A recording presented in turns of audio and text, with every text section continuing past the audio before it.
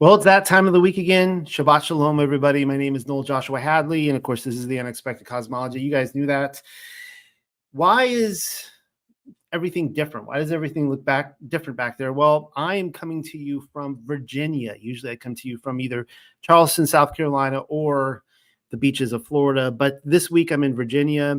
I just went through the entire family vacation, which isn't over yet, by the way. We're hanging out at the Smithsonian all week because the indoctrination is free. It's cheap. And so we're staying at a house here in Virginia. And I still have my Charlie Brown coffee mug because I never go anywhere without it. Wherever I go, I always take it with me. Anyways, welcome everybody. Let's get right into it tonight. And do want to point out a couple things. First is this right here. Oh, wow. It's big screen here. Let's see if I can scroll down. This is Song of Songs. And I think I mentioned this a couple weeks ago. I forgot last week, unfortunately. But this is Pamela's latest translation that she came out with. And we will be doing a study on this in about 3 or 4 weeks. I'm going to begin going through Song of Songs. So if you want to pick up a copy now and you can have a physical one in front of you. The other book she just finished was Psalms from the Paleo-Hebrew Volume 3. Of course, all the translations she's doing is through the Paleo-Hebrew. And so there's that. This is really exciting to have this out as well. She's been just doing some amazing stuff recently. I'm really excited with all of Pamela's work. And I'll bring this up too, just before we get too deep into this. So support the Unexpected Cosmology's mission. I'm just going to kind of put this here. You can kind of see where we're at right now with what we have to make at the end of the month. As a community, one of the things I haven't wanted to do is put a large amount of pressure on the community to just, pocket and support Pamela above what we're already doing. And I've stated month after month that whenever we meet our goals, anything above that will be a love offering. And I want you guys to know that we're not just trying to pocket all this profit here. That's not what we're doing. Anything that we meet, our goal each month, anything above and beyond, we give to Pamela. So two months ago, I think we raised about 2,200 for her in the whereabouts. The next month was about 1,200, which was $1,000 drop. And last week, I think 280 it was that I was able to pay her at the end of the month from what we were bringing in. So, and, I'm not putting I don't want to put any, guilt trip on anybody or anything like that. I just want to let you guys know that she's doing this amazing work translating the scripture from the Paleo-Hebrew, which is going to be the study tonight in Deuteronomy. And in fact, she does get paid for the books that sell, just so you know that. So if you buy one of her books, like you buy Song of Songs, so on and so forth, that goes forward to providing for her. So that's all very important. Anyways, there it is there. I think the link is under this video. If Yah puts it on your heart to provide for this ministry. All right, what else do we have on our list tonight? Before I get into the study, Tuck 2025 Passover Retreat is going to be in, man, I am still on vacation mode right now. So I'm like, what is the date? It is March 26th through 30th, 2025. Put on your calendar. We still have beds available and a couple rooms available. So if you would like to come by yourself, if you would like to come with your family, whatever, please get in touch with me because I think it could be a little confusing for some people, the ticket sales, what is left, what is gone, that kind of stuff. I will get with you. I will talk to you on the phone if you want. I will email you, whatever you want. Let's get in contact. Let's work this out to get you there. It's going to be a great time next spring. This is going to be for Passover. And again, if you're celebrating a different Passover, don't let that stop you. Just come and celebrate Passover with us as a group. HebrewMatch.com. Right here. Of course, this is designed through the Unexpected Cosmology. Hebrew Match. This is, of course, for all the Torah believers out there looking for the Hebrews and Shebrews. Your helpmeet to walk the way, walk out the commands with somebody. So signing up for this is free. It only takes a few minutes. That's one of the ways you can, of course, support what we're doing here. All right, well, let's get right into this tonight. Week 48. We're almost done, guys. We got 3 weeks left after this. And I know I say this time and time again. But going this week, the study was kind of painful in some ways. And let me clarify what I mean by this. I have enjoyed these Torah portions so much. They have enriched me, and I hope they have enriched you and blessed you. Just going through this experience and trying to keep up with the current, right? Keep my head above water each week as they just pass, and going through like 4 or 5 chapters per week. But what's been hard about this is that you're going to see that this passage, this Torah portion in particular, has a lot of commands in it, like a huge chunk of the 613. And as you're studying it going, there is no possible way. You could do a study on each one of these commands. I can't remember how many there are in this, but I could do a study, an hour or 2 study on each one of these commands. And so it's like you have to decide, if I'm going to do a 2-hour chunk, a study, what is important for me to go through and not go through. And it's like, how do you decide in scripture what is important to skip and what not to skip? You see my dilemma, or, what somebody out there needs to hear or not hear. So this is one of the reasons why when we finish Deuteronomy and we're going to start a study on the Song of Songs, I'm going to just start going through a chapter a week. I'm just going to take my time. I'm not going to keep up the Torah portions. We're just going to do Genesis 1, Genesis 2. And if I'm feeling especially frisky, I might take 2 weeks to do one chapter. I might do, half of Genesis 2 in 1 week, and the next week finish chapter 2. You see what I'm saying? So come back for that. And I just want to go more in depth in the Bible. It's just so painful for me to go through this each week and just be like, okay, skipping that, don't have time for it.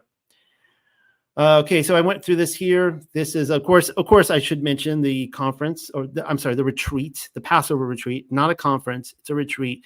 It's going to be in Arkansas. It's going to be in the Ozarks. You can kind of see on the map there where it is, just under Missouri, just east of Oklahoma. It is in just north of Texas over there. And there's Hebrew Match. All right. Drinking from my coffee, we're going to get right into this. Deuteronomy 21 through 25. Concerning domestic relationships.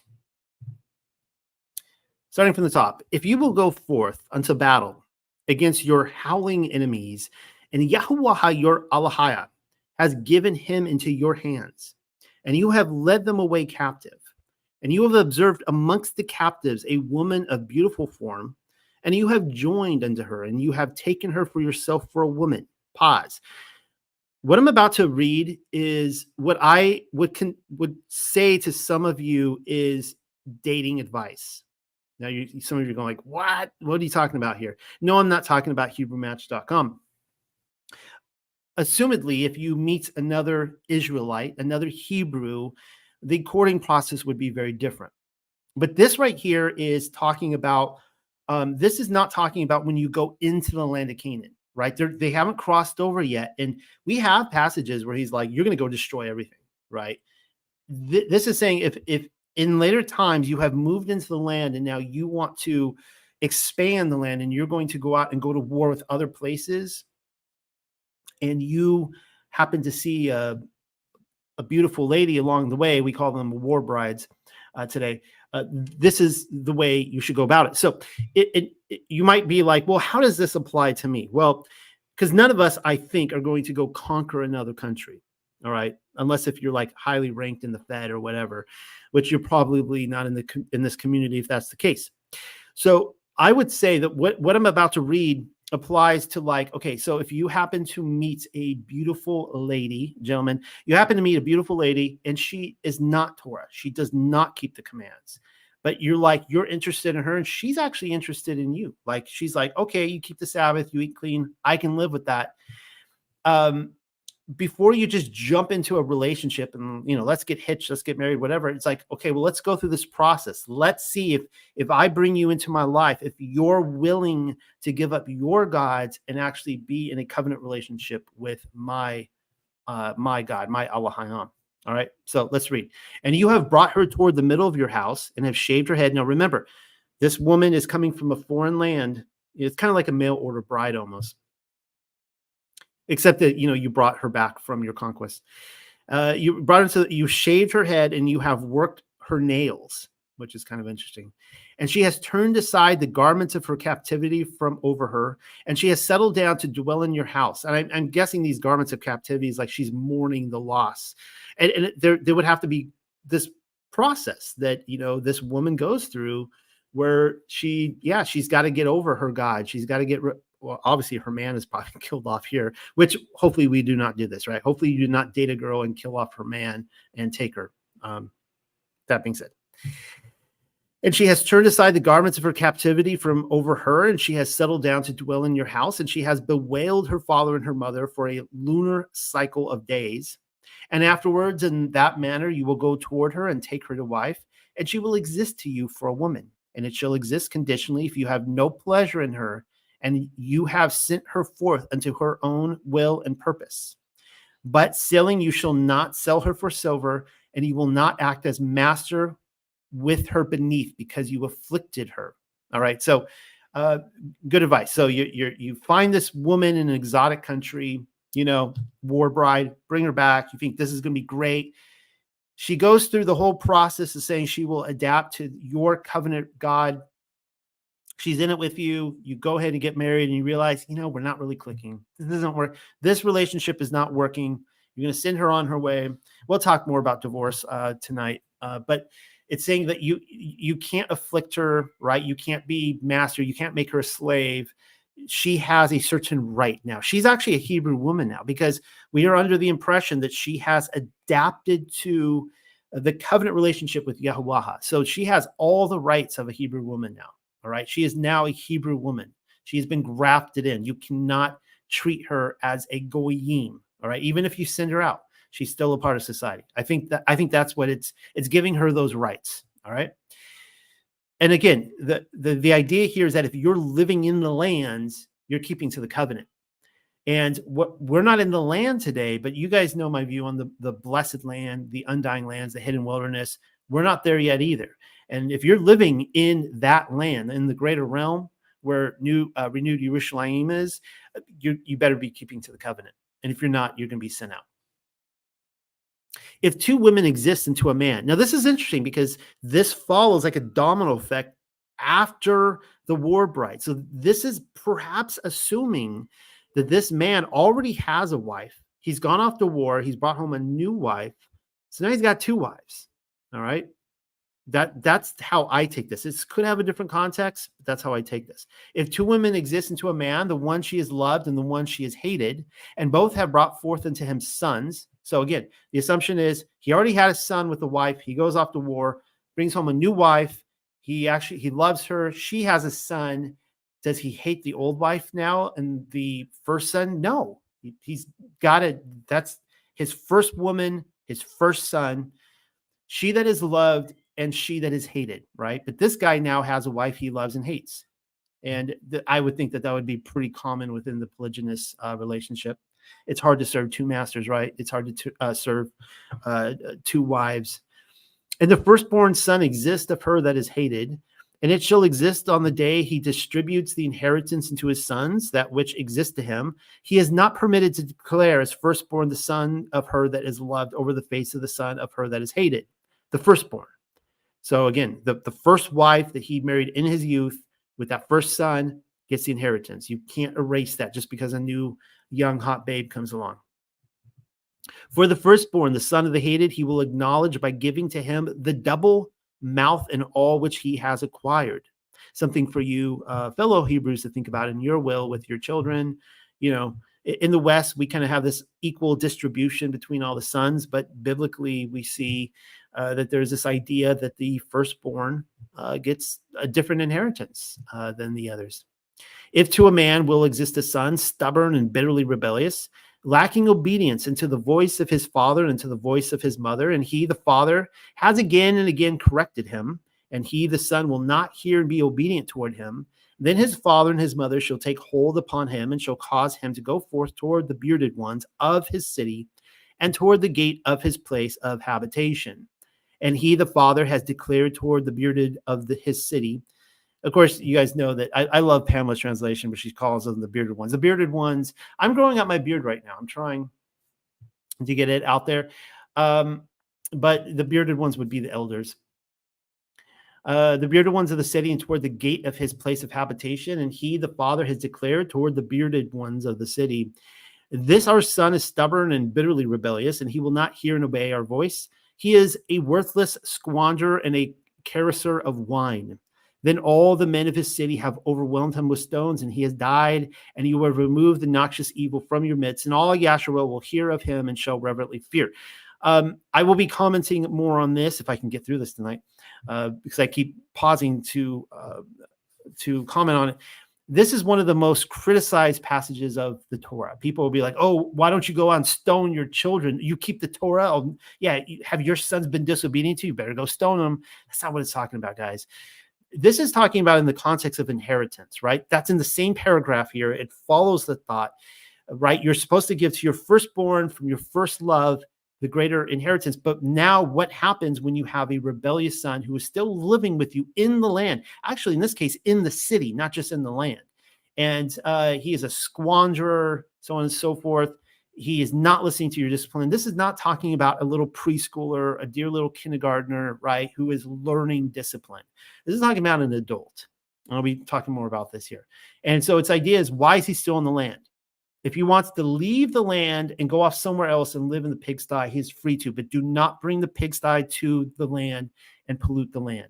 And if you refuse to be in a covenant relationship with Yah, yes, you will be stoned, because clearly this guy is committing sins that are worthy of stone. Maybe he's an adulterer. Maybe he's sleeping with somebody. Who knows what this guy is doing? But he is clearly being disobedient. He's still living with his parents. He needs to go out and do something else. Again, we'll talk about this a little bit later. It's not what most people make it out to be.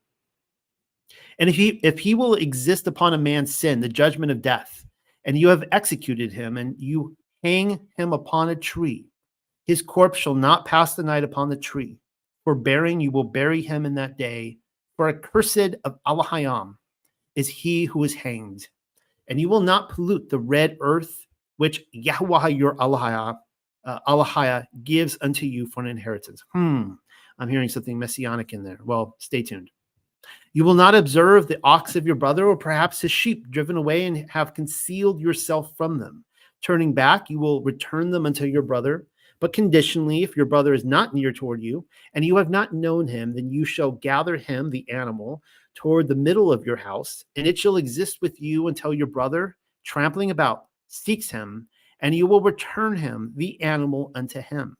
And like this you will fashion for his ass, and like this you will fashion for his garments, and like this you will fashion for all your brother's lost things, which is lost by him that you have happened to find. You are not able to conceal yourself. You will not observe your brother's ass or perhaps his ox when falling down in the path, and conceal yourself from them. Raising up, you will raise up with them. Since I will not be talking about this later, it's really interesting where it talks about the animal you will bring into the center of your house, which reminds me of the Passover lamb, which you're supposed to do as well.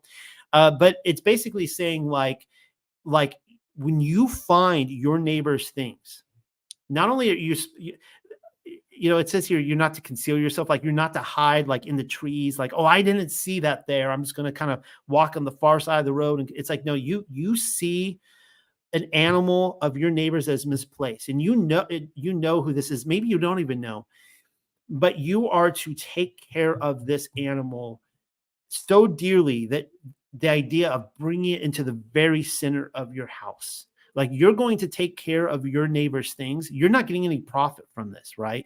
You're not getting any benefit from this except loving your neighbor. This is how you're to treat your neighbor. I was reminded of a story this week. Maybe it's because I'm in Virginia right now, outside of Washington, D.C., going to all the museums and such. And I was reminded of the story that's given to us about Abraham Lincoln, that when he was, before he was a lawyer and he was a grocer, I guess he sold like alcohol, which was actually very highly controversial for his political campaign. And there's a story where somebody came and they bought something in his store. I can't remember what it was, but it was like, I don't know, like 30 cents or something like that they overpaid him. And when he counted up, they were already gone. And apparently he walked like 3 miles to their house just to return the change. And this just shocked everybody that anybody would do that. It's just like, it was just like 30 cents. Why not just keep it, right? But right there, that would be obeying the Torah. That would be the heart of the Torah, the spiritual behind the letter of the law, that we are called to, to walk 5-10 miles if we need to return one of our neighbor's things, even if it's 10 cents, right? Now, I guess in today's day and age, you can just text them, "Hey, you left 50 cents. Should I return this?" And like, "Nah, no, you don't need to return 50 cents." And you're like, "Okay, we're cool," right? The implements of a gabar shall not exist upon a woman, and a gabar will not clothe himself in the outer garments of a woman, for an abomination unto Yahweh your Allahah is all who fashion this. Now, this is a fascinating word that Pamela decided to put in there. She puts gabar as mighty man or warrior. Now, in most translations, I was trying to talk to her about this week, and in most translations, it just talks about a woman's or a man's garment that a woman will not wear, and vice versa. And this seems to be talking about a warrior. And so I was kind of having the discussion with her. So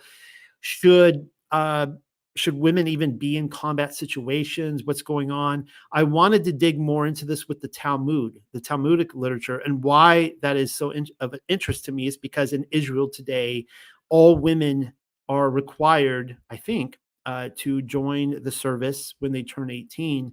And I'm kind of curious how the rabbinical community addresses this passage in light of that. Unfortunately, I don't have that for you tonight, but it's an interesting philosophical thought. Then my mind went to like Joan of Arc, that kind of stuff.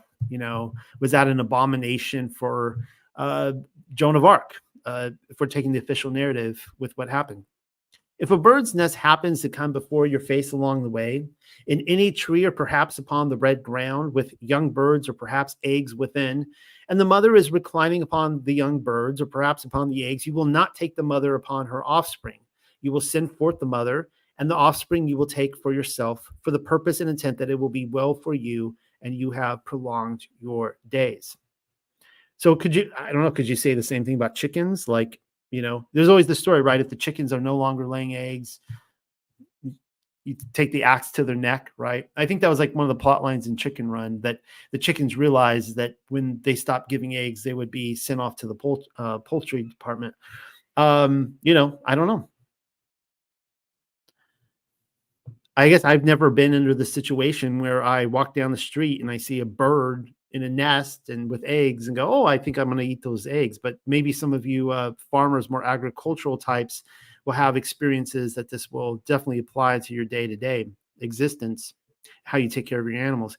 If you will build a new house and you have fashioned a parapet for your roof, and you will not place bloods upon your house, if the nephas should fall from above, you will not scatter seed in your vineyard with two diverse things, lest you set apart the abundance of the seed which you will sow and produce of the vineyard.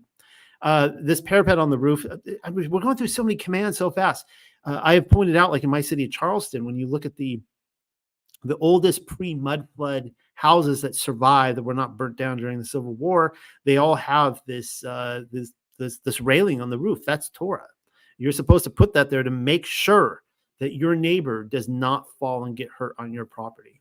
Or there's recompense.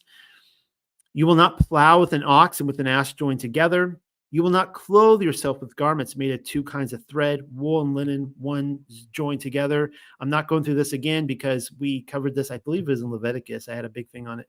You will fashion for yourself, how do you pronounce this? Gadaleum, upon the four wings of your coverings, which you will cover upon her. Those would be your tassels. If a man will, I like to refer to them as angel wings, and she called them the four wings here.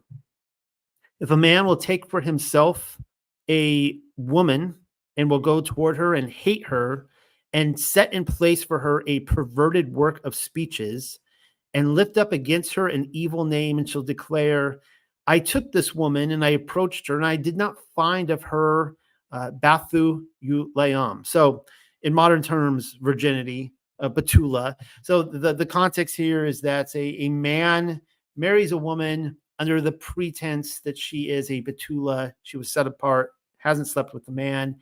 He's claiming now he's putting evil words, or what Pamela said, perverted speeches, perverted work of speeches, to malign this woman on the basis that he's saying that she wasn't who she claimed. Well, let's keep reading. Then shall the father and the mother of the girl shall take and lift up the Bathu-uleah of the girl, and the idea is that it is Pamela describes it as tokens of being a Betula. That is evidence of the woman having been a virgin or one who was separated from intercourse with a man. The idea is that you go into your wigwam and you have intercourse with this virgin, this woman, and there's like a sheet that it would bleed out, and the parents were to go and collect that immediately afterwards as insurance, as a token to say, look, we delivered to you what we promised. Here is evidence. We're going to keep this. And so if you're going to make any claims later on because you decided you hated her and, oh, wait, yeah, I know I held this back on the honeymoon, but I discovered she really wasn't a virgin. And I withheld that from the world for a couple years until it didn't work out between us. The parents will come along and go, nah, we got this right here. Liar, liar, pants on fire. Then shall the father and the mother of the girl shall take and shall lift up that blanket or whatever it was, the token of the girl towards the bearded ones of the city at the gate. Then shall the father of the girl declare toward the bearded ones, I gave my daughter to this man to woman, and he hates her. And behold, he has placed perverted actions of speeches to declare, I found for your daughters no Bathu-uleam. And these are my daughters, Bathu-uleah. And again, that's the token of Betula. And he has spread out the garment to the face of the bearded ones of the city. And the bearded of the city shall take that man, the one who has slandered his wife, and shall chastise him, and shall fine him 100 silver shekels, and has given the silver unto the father of the girl, for he has lifted up an evil name upon a Bethulah of Yasharel. And she shall exist unto him for a woman. He shall not be able to send her away all his days. Well, that's kind of interesting. So again, I showed you the dating advice amongst the Goyim. This is divorce advice. All right. I have commented and said to people that to your children, never say anything negative about their father or their mother, right? Pick your role, whether you're the father or the mother. Never say anything negative. Again, this is just my advice, because that parents gave life to your child, and that child is going to have a relationship potentially with both parents. And of course, propaganda between parents is awful. Happens all the time. How they steal a child's opinion about the other, which may not be true. According to this, if we're doing Torah right, if it is truly, we have circumcised hearts, and this is a transformative document, that if we get to the point that we divorce our spouse, that we are sending them away, not saying terrible things about them, not saying wicked things about them, which is total it's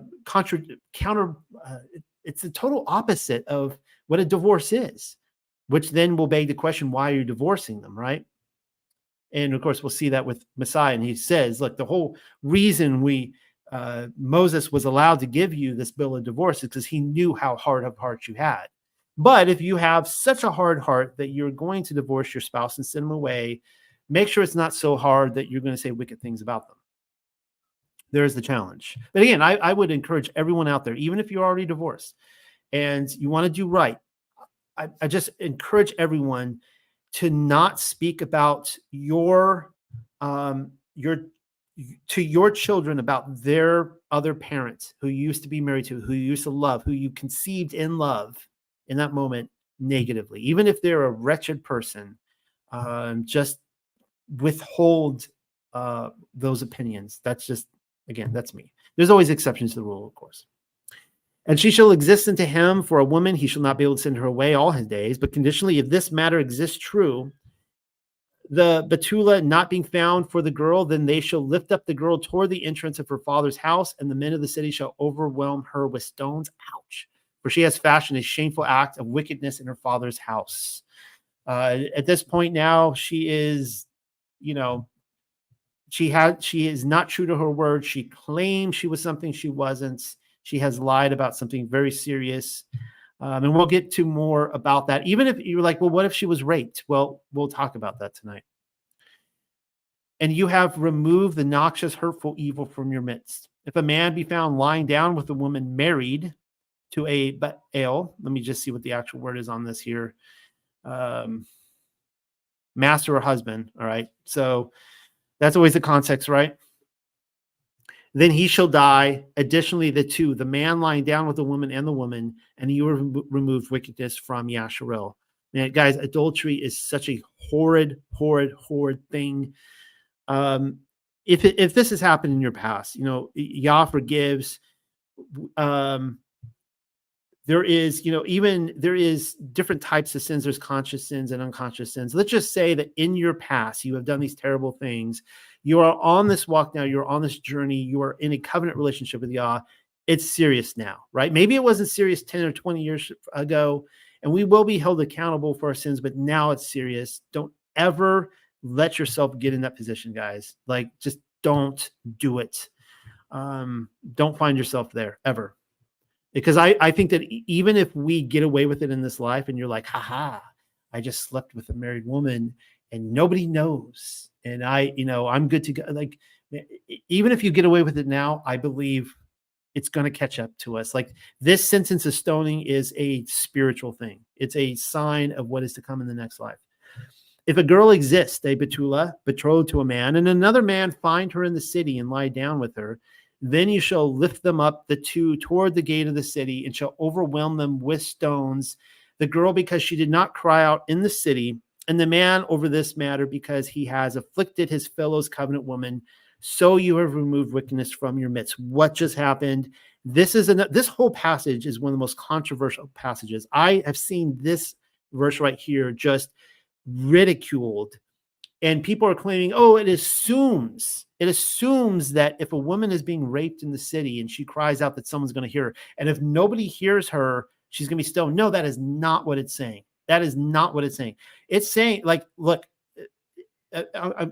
as uncomfortable and as terrible as this is to talk about rape, if something like this happens, if a woman is raped and you are telling this person, stop, no, you do not have my consent, and they're overpowering you and you're doing this, and even you cry out, nobody hears you. Okay, it's not saying that you're going to be stoned. What you do is you go report it.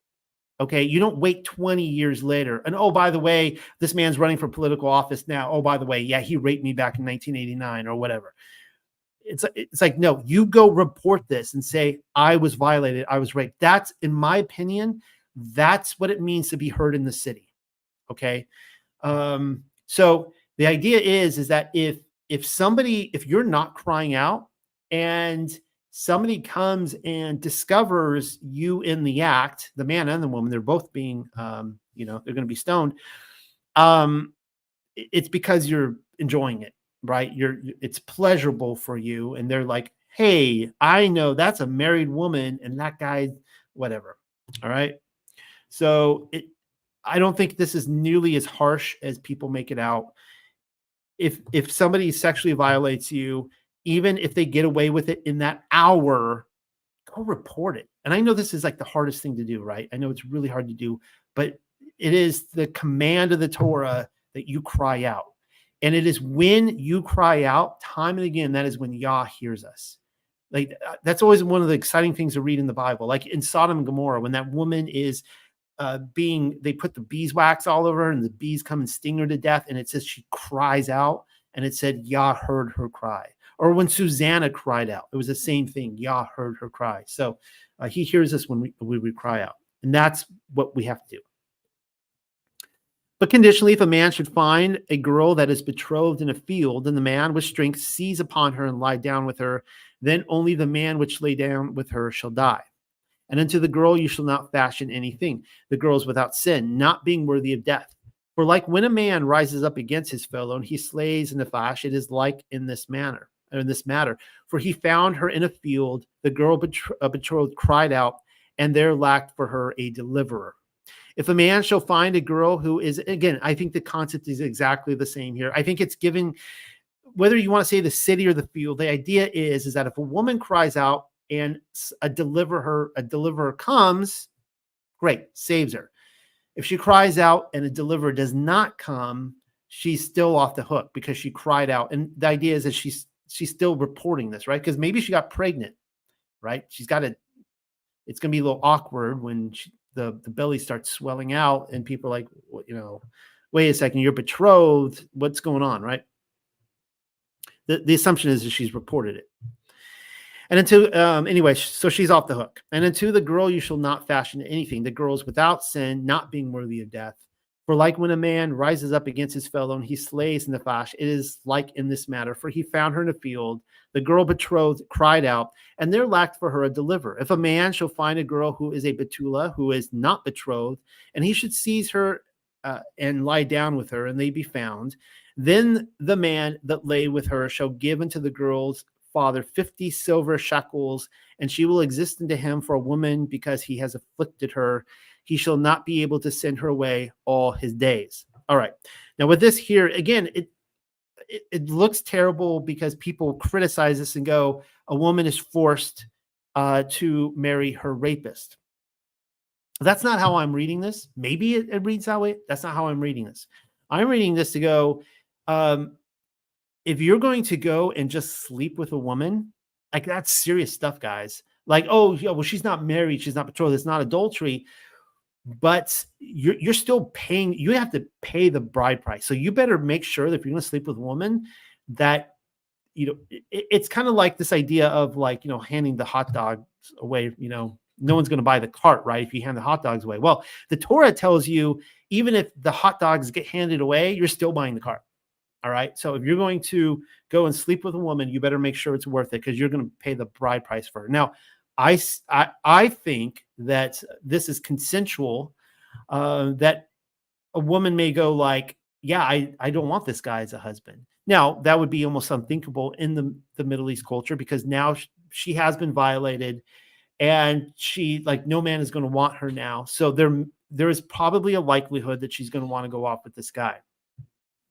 She's going to want to be taken care of. And again, this is speaking to Israel here. Right? This is not speaking to Shechem or the other types. This is fellow Hebrews in a covenant with Yah. You have to take care of your sister. A man shall not take for himself his father's covenant woman, and he shall not remove his father's father's nakedness. I think. What does she put here for 8? What does it say? Cannot can mean wing or edge. See, a man would arrange himself at night in his mantle, so this could be referencing the edge of a bed covering. Kind of interesting. All right. Chapter 23. The wounded, crushed, or having his testicles cut off shall not come into the assembly of Yahuwah, the ever-living. A bastard shall not come into the assembly of Yahuwah, the ever-living, not even into the circuit of the 10th generation. He shall not enter into the gathered assembly of Yahuwah. I was looking into the rabbinical commentary on this, and surprisingly, I wasn't getting a lot. I was a little disappointed. I thought they would have all sorts of like elaborate stuff to talk about this. I wasn't seeing a lot. And Emarahunuya, or I guess a Moabite, shall not enter into the gathered assembly of Yahuwah, the ever-living, not even into the circuit of the 10th generation. They shall not enter into the gathered assembly of Yahuwah for time of long duration. As far as the eye can see or perceive, to the edge of the horizon and beyond, over the matter when they did not come before you with bread and with water along the way, when you were brought forth from Mitzrayim, and because they hired against you Balaam, son of Beor, and Pathor of Aram, Nuharayam, to curse you. But Yahuwah, your Allahah, would not consent to hear, understand, or answer toward Balaam. But Yahuwah, your Allahah, changed for you the cursing into a barak, or a baraka, a blessing. For Yahuwah, your Allahah, loved you. You shall not tread about seeking after their shalom, nor their excellence, wealth, prosperity, all your days, until a time of long duration. You shall not hold as detestable an Adamah, for he is your brother. That would be an Edomite. So you shall not hold as detestable an Edomite, for he is your brother. Of course, the same goes for Mitzrayim, Egypt. You shall not hold as detestable an Egyptian or a Matzareah, for you existed a stranger in his land.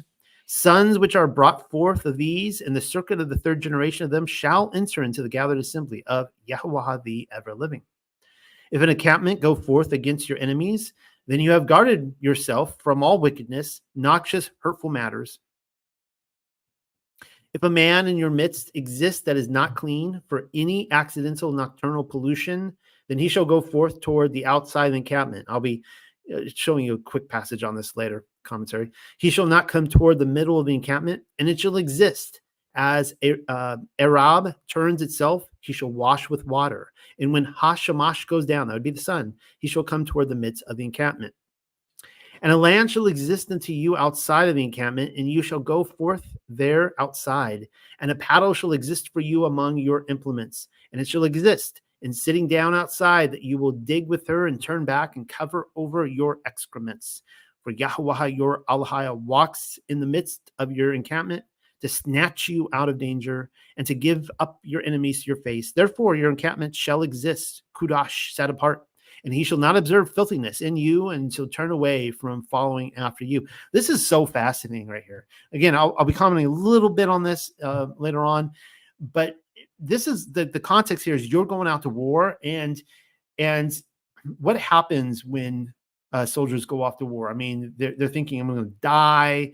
They go, the women come into the camp. They're going crazy with women. It's like, you need to be, he wants you sexually pure. He wants your poop removed. Like, he wants you to take your poop outside of the camp. And this, of course, reminded me this week, of course, I'm going through the Smithsonian, looking at all the fascinating stuff. I mean, I was finding everything from Neil Armstrong's spacesuits to the dinosaur fossils, whatever even the evolutionary stuff, whatever they're throwing at me, I was finding it all really fascinating, just dissecting everything. And I came across Marie Antoinette's earrings. And there's these huge, just these crystal, beautiful earrings. And I'm thinking, is this the same Marie Antoinette that apparently lived at the Palace of Versailles, where they had no plumbing, and they were, according to the stories there, they were pooping everywhere in the hallways, and the poop was actually coming out of the walls in the kitchen. And when Marie Antoinette would walk along the gardens, poop would be falling off the walls and landing on her. Never mind, she's walking through the trail of poop, because it was just all poop, right? Because they didn't have plumbing. I'm thinking, is this the same Marie Antoinette who decided, amongst all this poop, I'm going to just put on these beautiful, get a little glitter there in her ears with these earrings that nobody alive today almost could afford. I think the point here is that if they were clean, if it was definitely the manna generation, and you guys know I went through the sons of light versus the sons of darkness, a Dead Sea Scroll text, which talks about the last battle when Israel rises up to usher in the millennial kingdom. Same thing. And there's going to be manna. And if they are not sinners, they're not pooping, right? They're consuming the manna. They're not pooping. And so they don't actually have to go outside of the camp. Something to think about. Where was I? And a hand shall exist unto you outside of the encampment, and you shall go forth there outside. Okay, I already read that. Let me go down. There shall be no filthiness. There shall be no poop in you, Marie Antoinette. You shall not deliver up a servant unto his Adonaiah, one who has escaped toward you from being with his Adonaiah. He will settle down to dwell with you in your midst in the place of habitation, which he shall choose within one of your gates, in a place that seems excellent to him. You shall not oppress him. A female consecrated unto prostitution shall not exist from the daughters of Yasharel, and a male shall not exist set apart as a male prostitute from the sons Yasharel. Seems pretty straightforward. If anyone is in a covenant relationship, and this is assuming, I guess, in the land itself, right? The idea is that if you're living in the land, you're going to be living according to the covenant. If you're not living according to the covenant, you need to leave the land, or you will be something bad may happen to you. So I'm reading this as saying there should be no prostitution in the land, right? When you go into Israel, better not have prostitutes there. And of course, almost all of the prostitutes back then really would deal with other gods. You would go to some pagan temple to the prostitutes. It wasn't like, they had necessarily red light districts back then. So it's basically like saying, hey, I better not see prostitutes in your land because there's probably some sort of pagan god worship going on. You shall not bring the gain of a prostitute or the wages of a barker into the house of Yehovah. And she calls that a dog. That's like, I love Pamela's translation. Instead of a dog, she calls it a barker. Into the house of Yehovah, your Allahah, for an avowed offering. Did I say this on record today? When I was going through the museum, the Smithsonian Museum of Art today, I was like a kid in a candy store. If I were to get lost in this museum, I'd be totally fine. Just pick me up in a few days. Just leave me there with like a loaf of bread or something. And they have drinking fountains. I'd be good to go. And I'm carrying my little daughter through the museum. And she was obsessed with barkers, with dogs. And she was always looking for them in every painting. And so we would enter a new room, and each room would have like a dozen paintings. And there's like, hundreds of rooms. And she would always see the dog before I did. She would start like panting and barking. It was really cute. Hear a little 2-year-old girl barking like a dog, but she was always looking for them. Anyways, the wages of a barker into the house of Yehovah your Allahah for an avowed offering. For additionally, both of these are an abomination to Yehovah your Allahah. You shall not oppress by lending with usury unto your brother, usury of silver, usury of food, usury of anything upon which he may add the bite of interest. Upon a foreigner you will lend with usury, but unto your brother you shall not oppress by lending with usury, for the purpose and intent that Yehovah your Allahah may barak you in all you extend your hand toward upon the land where you go there to possess her. If you vow an avowed offering unto Yehovah your Allahah, you shall not delay to complete him. For it, trampling about seeking, Yehovah your Allahah will ask for it from you, and this will exist in you as sin. And if you leave off or desist to vow, it shall not exist as sin in you. This is one of the important reasons, yes be yes, no be no, right? And this is also, I think, one of the important reasons why, like, when you hire labor, you were supposed to pay at sunset. Like, you don't hold wages from somebody. If you agree that you're going to pay them at a certain time, you pay them, right? That which issues forth out of your lips you shall keep, and you shall fashion like that which you have vowed unto Yehovah your Allahah. Even the spontaneous offering, the word which you have set in order with your mouth.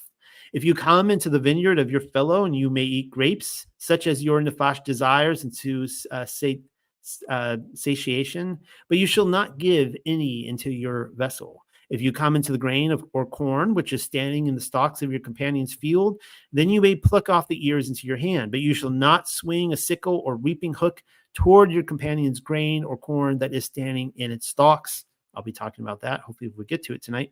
The 8th speech of Mashahah, chapter 24, additional instructions regarding domestic relations.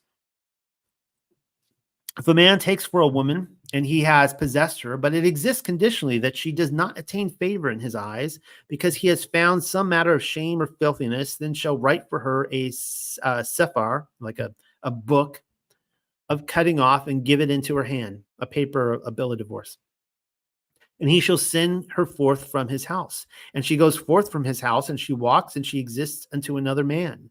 And the man following after hate her, and he writes unto her a bill of divorce, or a sephar of cutting off. And he gives it into her hand, and sends her forth from his house. Or perhaps that the man which follows after should die, the one which took her unto himself for a woman. Her first husband, which sent her away, shall not be able to turn back to take her to exist unto him for a woman after she is unclean. For that would be an abomination to the face of Yehovah the ever-living. And you shall not cause the land to sin, which Yehovah your Allah gives to you for an inheritance. Man, there's so much going on tonight. So you notice here how it transitioned from the woman to the land itself. This is a big debated passage talking about divorce, because we know that Yehovah actually gave a bill of divorce to Israel. And of course, I believe Revelation is also the handing of the bill of divorce to Judah. And I think even the eschatological end times hasn't happened yet. People will agree with that. They just think it hasn't happened yet. I believe that Judah was given the bill of divorce in 70 AD. The idea here is that they were kicked out of the land. And I get asked this all the time. Will we be going back to Israel? I don't believe so. I believe Israel's done. I believe that the idea of getting handed the bill of divorce is that you're removed from the land. And this is why it's so important to understand the greater realm, what the blessed land, the undying lands. I call it the hidden wilderness.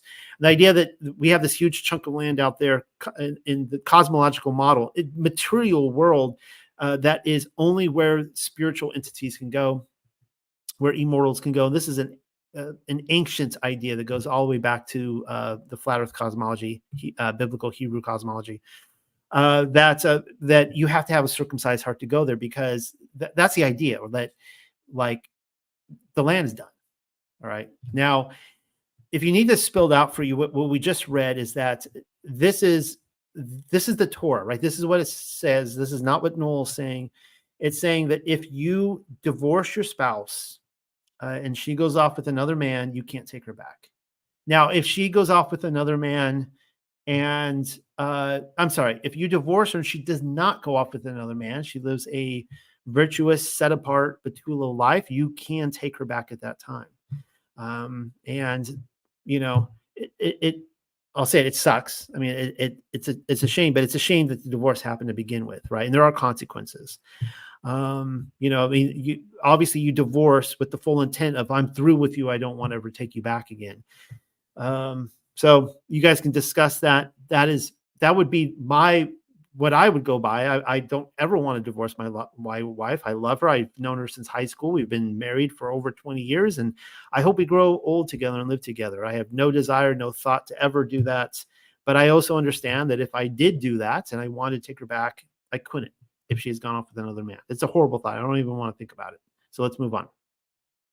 If a man takes for himself a new woman, he shall not go forth with the army, and he shall not be taken away, passing over unto him for any matter. He shall exist exempt at home for 1 year, and shall make joyful his covenant woman which he has taken. And if you recall, this is one of the requirements that a general, which would also maybe be a priest, but a general would go forth in front of the army at the battlefield and say, oh, hey, is anybody here? Did anyone get married within the last year? If you did, leave the ranks now. I don't even know why you're here. Like, why were you training with us? You should be off with her. Go home, enjoy your wife for an entire year. And that's the Torah. Various instructions on doing what is right. You shall not act corruptly, taking as pledge the handmills or the upper millstone, for he who does so takes a nephash as pledge.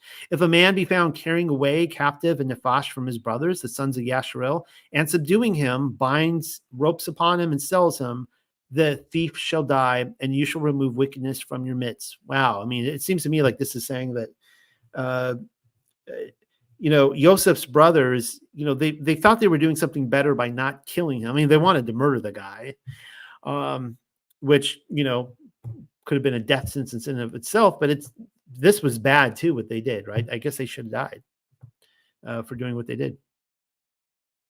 Keep watch on the mark of leprosy, to exceedingly guard and to fashion like all that which the priest, the Levites teach you. Like that which I command them, so shall you guard. Call to mind that which Yahweh your Allah fashioned for Miriam along the way, and you're going forth from Mitzrayim. If we were to say that leprosy is purely a physical thing, then it's saying that you should make sure, keep a lookout and make sure there's not leprosy among your people. But if we also recognize that biblically, it brought up Miriam here, which is interesting. It's giving you context. She got it because of sin. There is a spiritual underlying to this, whatever is happening biblically with leprosy. And so when I read this, I read it like, okay, keep watching, keep guard that leprosy is not spreading among the people, the underlying sinfulness of leprosy. And I've done studies on that, on what I think spiritual leprosy is.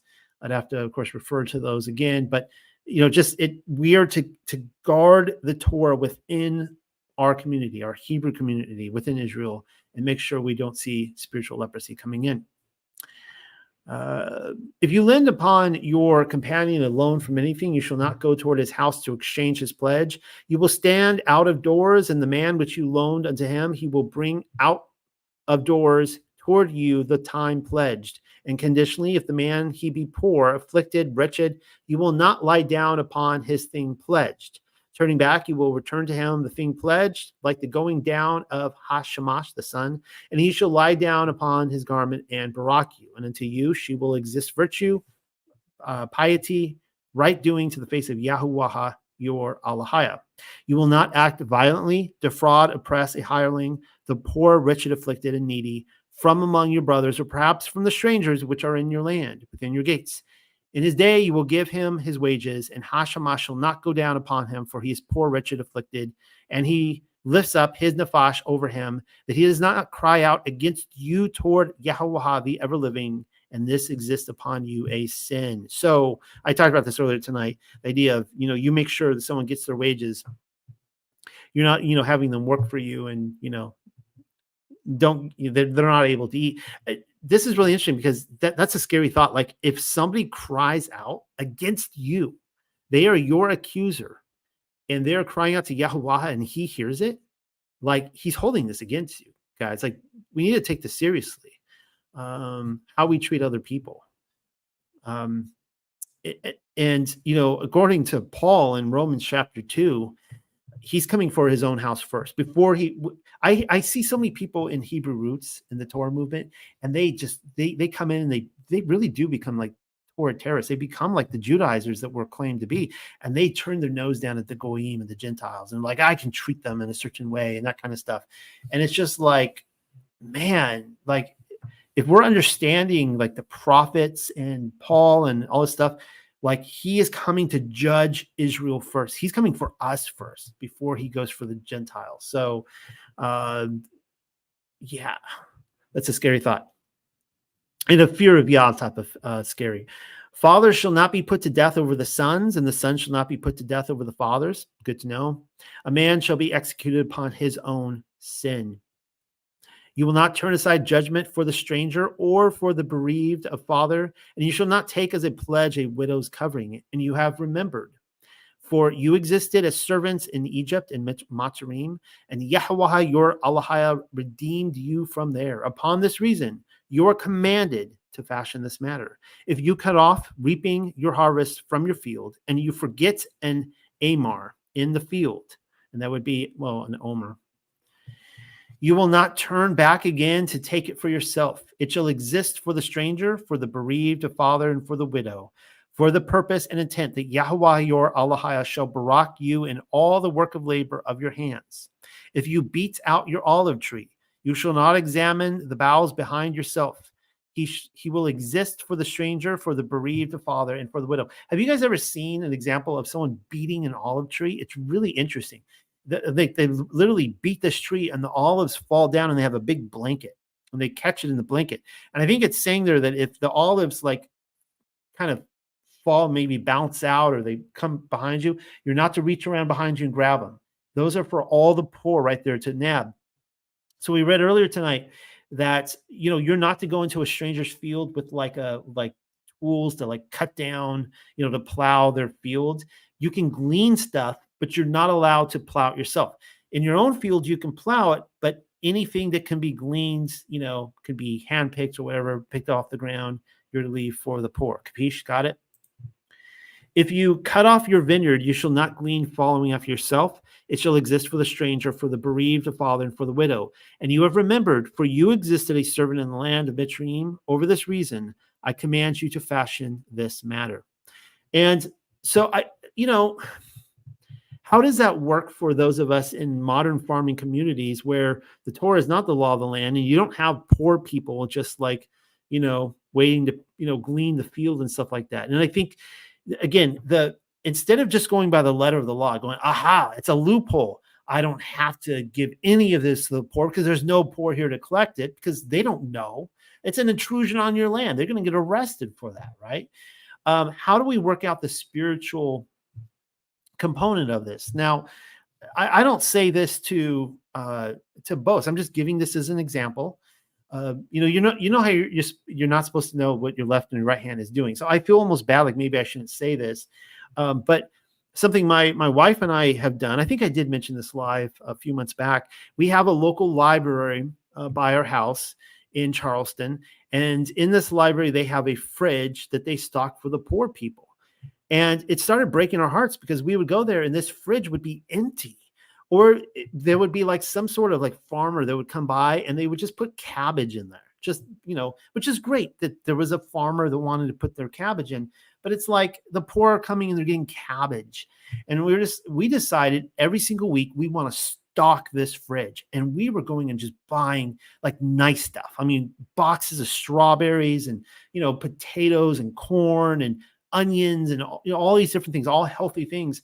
And the library started noticing, and they're like, wow, who are these people that are doing this? And I guess the word started catching on, and people were driving from great distances to come get the food. And it would get to the point where like we were trying to stock the fridge and people are all waiting there with their bags to run in, almost like this example of the poor people behind you.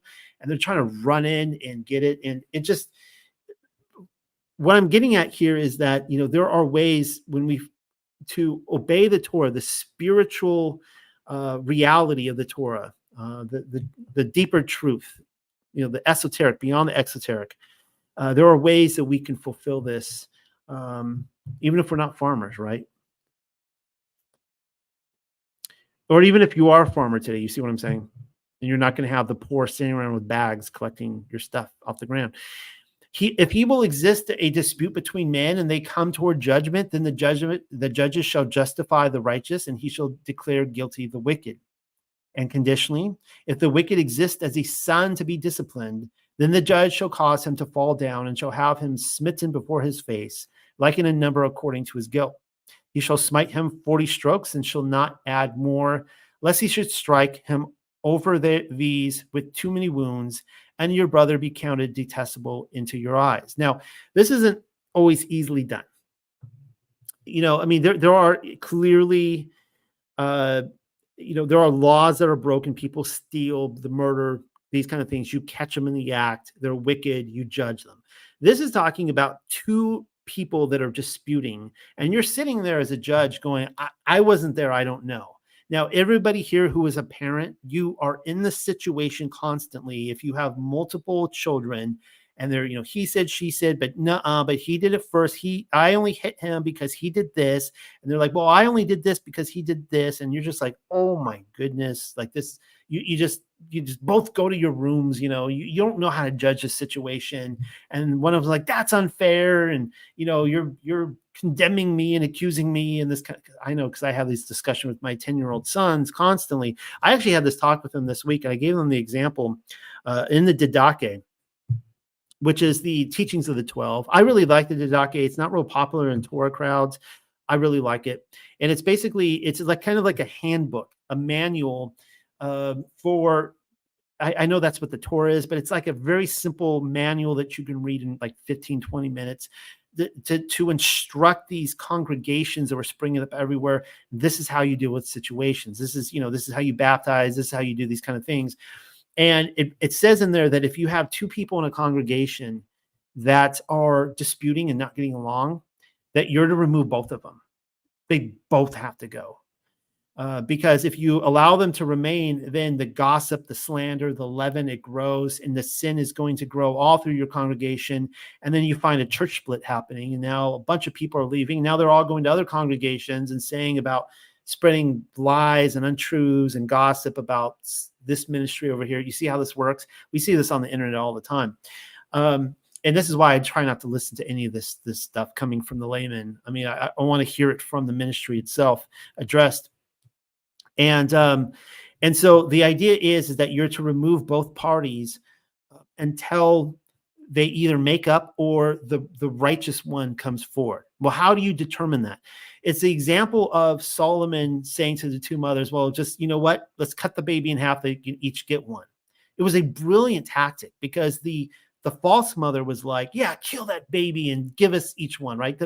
She didn't love that child. She just didn't want the other mother to have the true baby, right? It was a spirit of jealousy. She wanted to destroy that baby so that the true mother, and the true mother's like, no, please just give her the baby. I want this baby to live. Don't hurt the baby. I will give this baby up for this life to continue. And Solomon was like, That's the true mother right there. And so in these situations, when you online and you have to remove two people from the congregation, that's the true test. Because one of them is going to be like, this is so unfair and this person deserves it. And you guys are all hypocrites and you guys call yourselves Christians, and you see the rotten fruit and they're just like, and I'm a martyr and I did nothing wrong. And then you have the other person and he's like, you know what? I'm so sorry. I take responsibility. I don't maybe agree with this judgment, but you know what? I take responsibility for what I did, and what can I do to change this? And you're like, boom, there's the righteous person right there, and you bring him back into the group, right? That's how you do these judgments when you cannot possibly judge otherwise, and you see a person's fruit, and it always comes out. And sometimes maybe they both have good fruit, and they make up, and you bring them back in. Settled, easily done. There it is. All right, you shall not muzzle the ox when he tramples, threshing the corn. If brothers settle down to dwell together and one of them dies, this gets really interesting. I hope to spend time talking about this tonight. And there exists lacking unto him a son, then the covenant woman of the dead shall not go outside unto a stranger. Her brother-in-law shall go in unto her, and he shall take her unto himself for a woman. Now, I assume that this is all consensual. And this is giving the woman, in a lot of ways, rights not to have to go off and become a prostitute, right? Like, she is still taken care of. She is in the inheritance. You can't just exclude her from the family just because the brother died. And the son which she brings forth shall exist as firstborn, and he shall rise up over the name of the dead, so that his name shall not be wiped away from Yasharel. So think about this situation, all right? For those of you out there, no, I don't have to worry about this because first of all, my brother and his wife do have no love for the Torah. So they would, if my brother died at the funeral and I'm at the funeral, she would like slap me silly for suggesting this. Do you want to come into my bed? I'll give you an heir for your brother. Luckily she has a couple sons, so never have to worry about that very awkward conversation. This is under the assumption here that you have multiple brothers. The oldest dies, doesn't have an heir. Now you have problems. How do you distribute up the inheritance? I think the idea is that they're all still living under the same inheritance at this time. The woman has a right to go to the next brother and say, I want to have an heir from the firstborn son. Give me an heir. And the younger son has to do his duty and sire a child with her, and raise this child, getting no benefit whatsoever financially. This child is now being raised by him, which he has to love, not hate. He has to love this child, and he is getting nothing for it. He's actually losing inheritance that he would otherwise get. And by the way, keep in mind here that a lot of people look at this situation, the man's just getting more sex. It's like, actually, can you imagine, just think for some of your in-laws, and you have to go, I don't mean to be crude, but like, you have to go sleep with this person. And you're like, I don't even like this person. Like, how long is this going to take? Like, what's your reproductive schedule here? I'm taking away from my family. We're going to have to go sire this child. I hope we get this right on the first time, because I don't have to repeat this month after month. Like, this isn't necessarily enjoyable. But this is, a part of the commands. And I hope to talk more about this tonight. Let's see. But conditionally, should the man take no pleasure in taking for himself his brother's wife, then shall the brother's wife ascend toward the bearded ones, and she shall declare. So keep in mind, when it says no pleasure, like, he's like, yeah, I'm not taking you as a wife. You're on your own. Forget it. I'm not giving you anything. I'm not going to spend time with you in bed. I'm not giving you an inheritance or anything. You're on your own. She's going to go to the elders, the bearded ones, and say, my brother-in-law refuses to raise up for his brother a name in Yasharel. He will not consent to perform the Yabam. And the bearded ones of the city shall call out to him and shall set a word in order toward him. And he shall stand and shall declare, I have no delight in taking her. And his brother's wife. So now he has to acknowledge this in front of the elders. So now he's being super obstinate by this point. You see a repeated theme here, like the father that has to stone his son because he is obstinately refusing his authority, the authority of the Torah, even in front of the elders. This guy, if he's getting called before the elders, he knows what's coming. This guy knows he's probably read this book, and he knows it's not going to go well for me. And yet he goes there anyways, obstinately says in his heart, yeah, I want nothing to do with her. Like he's far gone. And his brother's wife has drawn near toward him before the eyes of the bearded ones, and she has drawn off his sandal from over his foot. And she has spat in his face, and she has pronounced in a loud voice, and she has declared, so and so shall be fashioned to the man who does not build up his brother's house, and his name shall be called out in Yasharel, the house of the drawn out shoe. So he so doesn't want to be with this woman. He has so much contempt for her that he knows that his name will be a name of shame going forward. And he's taking that route rather than one of loyalty and honor. If men shall contend together, and a man and his brother, so two men are fighting, and the covenant woman of one approaches to snatch her man from danger. So she's there to try to save him. But then there's a catch.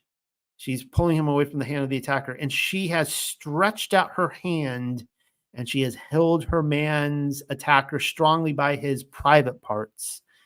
Now, keep in mind here, she's stretching out her hands. This isn't an accidental oops. She brushes up against him. You shall cut off the curved hollow of her hand. Your eye shall not look upon her with pity. You figure, I mean, I've never heard of this happening to anyone that I know. I mean, we've all heard of Lorena Bobbitt with her husband, but I'm assuming that Yah knew that the situation would arise, that within Israel, somewhere in its history, this would happen. So, because it just seems like this is so bizarre. But apparently we figure in some point in history, this did happen. And they're like, oh, this is why this is in the book. So we can deal with this. He shall not exist to you in your bag, a stone and a stone, a great and a small. He shall not exist to you in your house, an ephah and an ephah, a great and a small. He will exist to you a just weighing stone, complete whole sound, and he will exist to you a just ephah, complete whole sound, for the purpose and intent that he make long your days upon the red ground which Yahuwah your Allah gives unto you. For any who fashions this, all unjust fashioning are an abomination unto Yahuwah your Allah.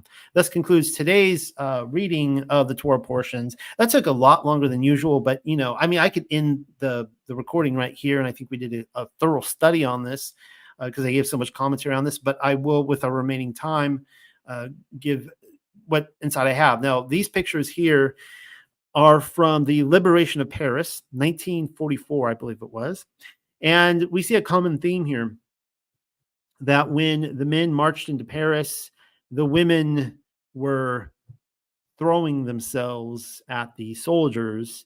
And I'm not here, I hope you guys know, I'm not here to demean any of these women. I'm not here to, look down upon them.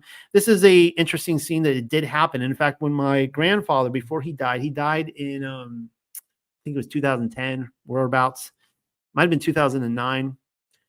And he knew he was getting close to death. And he decided he wanted to write his memoirs of World War II. We all knew that he fought in the war. We all knew he went to the European theater. We all knew he brought home souvenirs from the war, including like a German Nazi gun and other things like that. And but he never talked about it. And in fact, a lot of that generation never talked about their time in the war. And so we're all getting excited that he's going to talk about, he's writing his memoirs about what happened in the war. Finally, he finishes it. He publishes it, private books. He hands to each of his two sons and each of his grandsons. And we're reading this, and we don't know what to expect. We're thinking, this is war, right? Like he's going up into France, Normandy invasion. There's probably going to be bullets, brazing by and all that kind of stuff.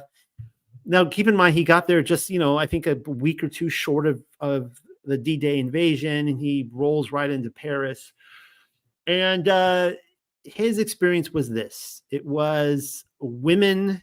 His entire duty was in France, and he wasn't on the front, and it was just women night after night after night after night after night after night. And did I mention when he went down to the south of France, to the to the beaches down there. And we were just like, we read this book and we went, thank you for your service, Grandpa. Thank you for your service to your country and for giving up your life in this war. And but anyways, so he got he a lot of fun with the war brides, and of course he married his wife during the war. But why am I showing you these pictures? Well, the liberation in women according to Deuteronomy 21. I started out talking about good dating advice. So again, the Torah portion is called ki tietzi in the modern Hebrew. Pamela's always coming down on me for calling it the modern Hebrew. You guys know what I mean by that. But it means when you go out, right? So the idea is you're going out to war just like the soldiers did at D-Day. Or I should say World War II. And of course, there's a similar theme too with Vietnam and the Korean War. A lot from that generation, they went over to Asia and they married Asian women. All right, so let's see here. What passage is this from? Oh, yeah, this isn't a total contrast. Okay, so the going out is in regard to an optional war outside of the land, since war instructions for conquering the land would not allow the taking of any captives. And, like Civil War history in this country, there's very different rules there than maybe going off to a different country, because you're fighting amongst your brothers here versus going off to others, right? Now, this is in total contrast to what you see before you right here. When they're going into Canaan, it says, you shall not leave anything that breathes alive. So that was the instructions for Canaan. But they were free when they went to these other countries. If they found a woman that they liked, they could bring her home. It was totally fine. So let's compare this with what we're seeing in 2 Kings chapter 9.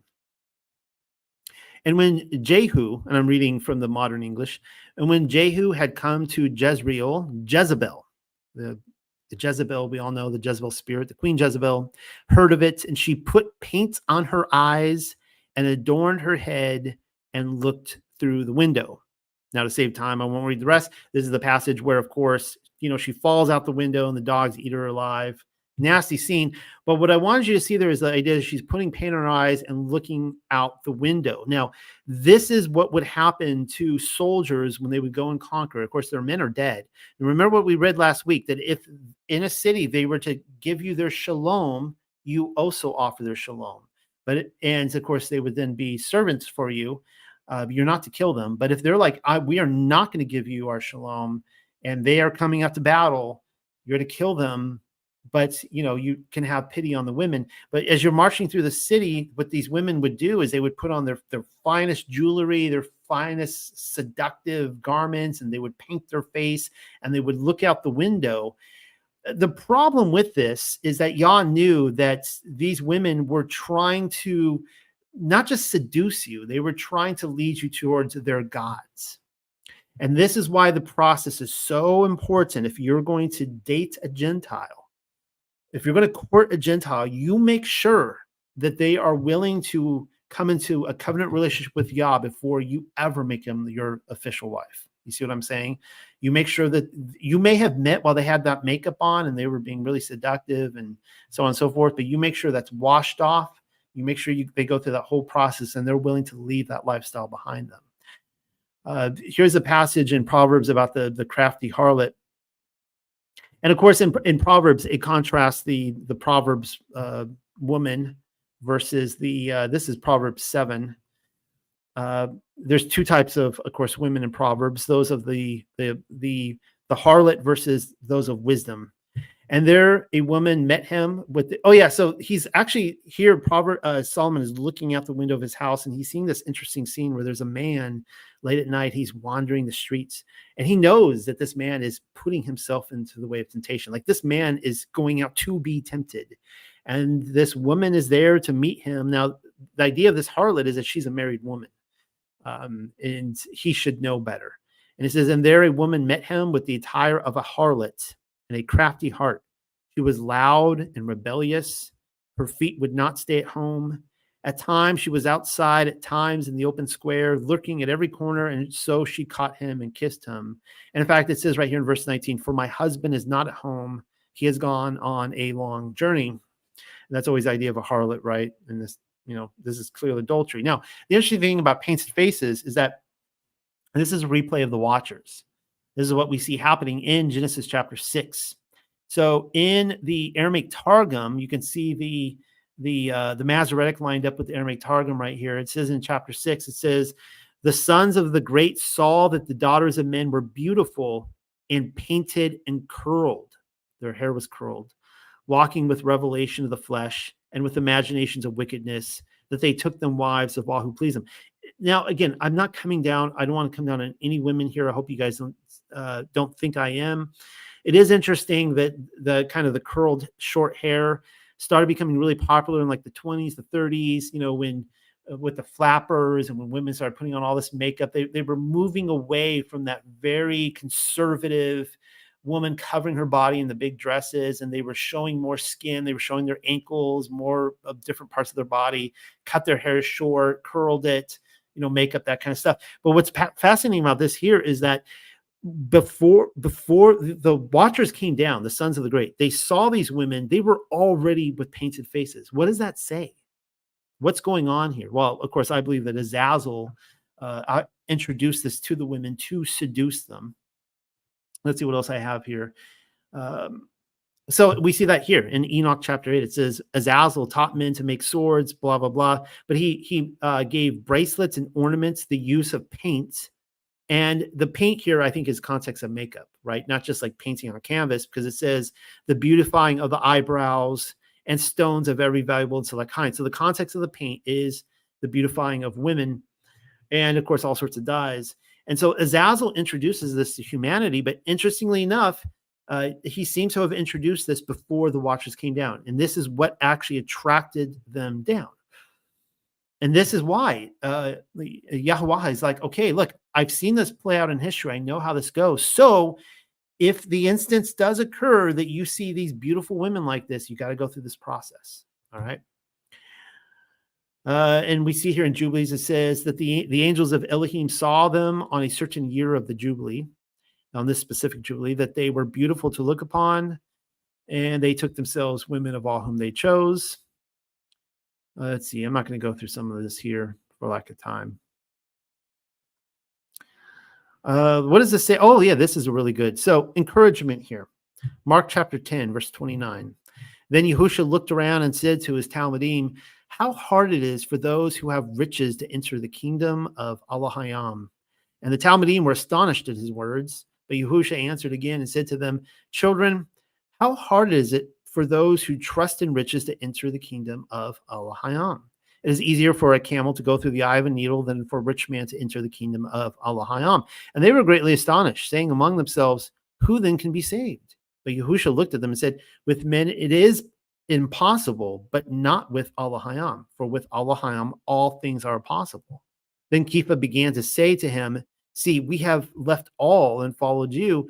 So Yehusha answered and said, assuredly I say to you, there is no one who has left house or brothers or sisters or father or mother or wife or children or lands for my sake and the gospel's, who shall not receive 100-fold now in this time, houses and brothers and sisters and mothers and children and lands with persecutions, and in the age to come eternal life. That many who are first will be last, and the last first.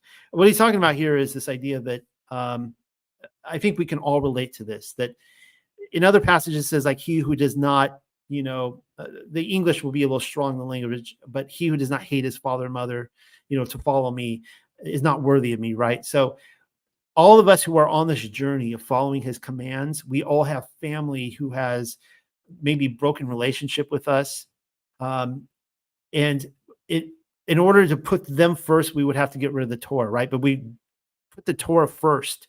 And as a result, we have broken relationships. We have parents who maybe don't speak with us anymore, old spouses or children or whatever. You guys all know these situations. And the idea is that we are actually coming into a family. So these are now, for example, the women who maybe they wore the makeup, whatever, all these kind of things. And now they are putting all that aside. They're in a covenant relationship with Yah. We have left all that behind us now. This is here if you guys remember, I went through the study on Sleeping Beauty and the Sacred Divine. I said this before. I think a lot of people kind of got turned off. Oh, Sleeping Beauty. Like, what can I learn from this? It was one of the favorite things, my most favorite things that I ever researched. There was a lot in there talking about the archetype or the archetype of the fairy tale, and seeing the in this context here, like look at this picture of the idea of the princess in exile in the woods, and how all of nature kind of surrounds her, this divine being with nature. And we see the same thing with Adam and Chahwaha here, according to the book of creation. I want to just read you this here. And it's saying that this is the Proverbs 31 woman, according to what Eve was created for. And it says, now Allahayam enlighten, the person's name is Fanvar, concerning the woman, saying, so let me just say here, so in this context, in the story, Eve, the Eve of the story is a pre-existent spirit being. It calls her a wraith, but she fell in love with the Adam character, and she wanted to be his woman, and she chose to take on flesh to become his rib partner. And it says, this woman was drawn from her compatible abode in a realm of beauty through the yearning aspirations of men. Her coming accomplishes something which would otherwise have taken countless generations, for earth is more fitting for men to learn manly things than for women to learn womanly things. What does that mean? It means that woman herself, the true woman, capital W woman, comes from heaven. Like she is when you look at like the animal kingdom, for example, the women of the animal kingdom are more plain. They blend in with the bush, right? They're camouflaged. They're not like human women. Human women are unique and separate from all of nature. Whereas men are kind of like utility knives, right? Like they're called cavemen for a reason, right? They're made to survive in nature and stuff. But women, there's something about womanly nature that comes from above. And so the great thing here is that, again, the idea that a woman has to be a seductress or, a whore or vanity with like makeup and all this kind of stuff like that's not coming from above. That's coming from Azazel. That is his counterfeit woman that attracted the watchers and still attract men to this day. But there is a type of woman, the Proverbs 31 woman, that I'll read from here. But let's see what Paul has to say. In like manner also the women adorn themselves in modest apparel, with shamefacedness and sobriety, not with broidered hair or gold or pearls or costly array, right? So being a true woman of Yah, being understanding the heavenly counterpart, where woman came from, is understanding that these things came from Azazel. They are not for, and again, I have no problem. I don't want anyone to think I have a problem with makeup or jewelry or that kind of stuff. All right. But that is not what makes a woman. That is not where she finds her identity. But which becometh woman, professing godliness with good works. Let the woman learn in silence with all subjection. But I suffer not a woman to teach, nor to usurp authority over the man, but to be in silence. Why did I just read that? I'll tell you. For Adam was first formed, then Eve. And Adam was not deceived, but the woman being deceived was in the transgression. Notwithstanding, she shall be saved in childbearing if they continue in faith and charity and holiness and sobriety. If you guys saw the thing I did about a month or two ago on the feminine Holy Spirit, and I brought on Jason Beck, I brought on Mel, her YouTube channel is Mel Loves Yah, and I brought on Michael. And Jason Beck specifically commented on this passage, and he is under the impression, based on his research, that the earliest text of 1 Timothy do not have basically these lines, but let the woman learn in silence with all subjection. I suffer not a woman to teach, that those were actually added like a century or two later. Kind of interesting that the text actually flows more naturally without those. So Just take that for what it's worth. But here's the description of a worthy woman, a Proverbs 31 woman, an excellent wife. Who can find her? For her worth is far above jewels. See, there you go. So it's almost like an elevation above anything, any gems that you can find on this earth. Women are obviously attracted to jewelry, but again, that doesn't make the true woman, right? The true woman comes from above, from heaven. The heart of her husband trusts in her, and he will have no lack of gain. She does him good and not evil all the days of her life. She looks for wool and linen and works with her hands in delight. That's the spindle, right? That's what she puts between her legs, and she spindles, and the yarn coming out is like the idea that though woman comes from flesh, from man, she doesn't come from the earth as Adam did. And it's through woman that she clothes man, right? She actually gives birth to man. She gives him his flesh. It's really interesting how this works. And so the idea that she's working with this spindle and this yarn comes out, this fabric, and she is actually knitting this into what we would call the warp and woof of eternity. It's a beautiful picture. I had the chance today to see some tapestries, some medieval tapestries. I was so thrilled to see them in person. And these were all made by women. And so it's interesting that even though the art world belongs to men, the tapestries belong to women. So when you see a tapestry, pay attention. They're awesome. Very often very gruesome and violent. Like women could be violent, let me tell you. But pay attention to the story they're telling, because it's from a woman's perspective. It's really interesting. She is like merchant ships. She brings her food from afar, and she rises while it is still night and gives food to her household, because, as you know, a mother's work is never done, and portions to her attendants. She considers a field and buys it. From her earnings she plants a vineyard. She surrounds her waist with strength and makes her arms strong. She senses that her profit is good. Her lamp does not go out at night.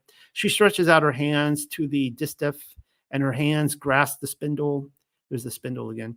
She extends her hand to the poor, and she stretches out her hands to the needy. She is not afraid of the snow for her household, for all her household are clothed with scarlet.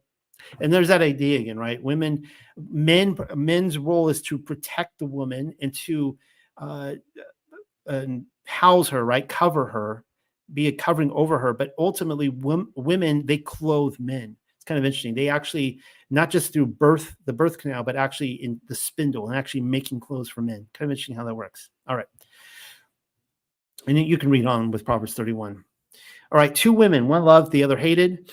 So contextually, this passage follows the soldiers bringing home a new beautiful wife from war, which might infer to an older wife at home. I did comment on that. And this might be where Proverbs 5 comes into this. It says, rejoice with the wife of your youth, right? Don't forget the wife that you had in your youth. Let her be as the loving hind and pleasant roe. Let her breast satisfy thee at all times, and be thou ravished always with her love. And why wilt thou, my son, be ravished with a strange woman, and embrace the bosom of a stranger? Okay, a second context, and in fact, an overarching theme would infer Yasharel's family and infertility. It's really interesting how we see Sarah, Rivka, and Rachel. They all had infertility issues. Now, in a polygynous society, the barren woman was often compelled to share her husband with a more fertile rival, right? So again, she's under a lot of pressure. She's not delivering. And so the man goes off, gets another woman, and be like, okay, fine, I'll get a firstborn through this woman. That's a lot of stress for any woman to take a part in, right? And often the barren woman would use her handmaid to bear children for her in a kind of proto-surrogacy. We saw that with Sarai using Hagar. Rachel uses Bilhah, and then in turn, Leah uses Zilpah. So we see here in what passage is this? Genesis 29, it says, and Laban gave to Rachel his daughter Bilhah, his handmaid, to be her maid. And he went in also unto Rachel, and he loved also Rachel more than Leah, and served with him yet another 7 years. And when Yahweh saw that Leah was hated, he opened up her womb, but Rachel was barren. Well, that's interesting. Now, of course, you guys should hopefully know the context. And if not, just wait till we get to Genesis 29 in a couple months from now. But he loved Rachel. He wanted to marry her. He ends up with Leah. And Leah gives the firstborn son. But Leah he hated. And this is where it comes into the Torah. It's like, look, even if you love another woman more, whoever you have that firstborn son, you got to take care of that woman and take care of that son. You cannot exclude them just because you love someone more. And it gets him into trouble because look what happens. This comes from, I'm pulling this from Jasher, chapter 41. It says, Yaakov loved him, Joseph, more than any of his sons. Well, who did Joseph come through? Not through Leah, came through Rachel. He was the firstborn of Rachel. And of course, Rachel only had two sons. The other would be Benjamin. For he was a son of his old age, and though his love toward him, he made him a coat of many colors. He didn't make his other sons a coat of many colors. And of course, we can discuss what was it really a coat of many colors or something else, but it was something specifically made for the son he loved and not the others who were before him. And when Joseph saw that his father loved him more than his brothers, he continued to exalt himself above his brethren. So we know this is not going to end well. And he brought into his father evil reports concerning them. Again, that's not going to end well.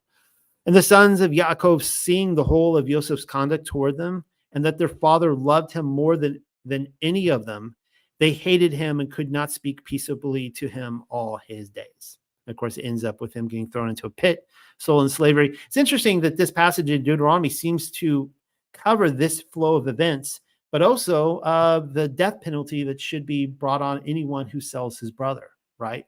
So it's, this whole Deuteronomy passage seems to play into that family struggle.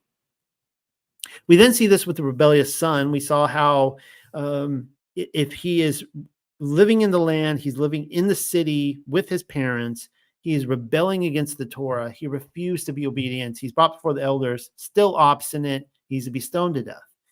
We see some interesting similar stories with Nadab and Abihu. They were devoured by fire for being disobedient. I believe they were drunk, among other things. They were, of course, bringing in their own fire apart from the Ruach HaKodesh.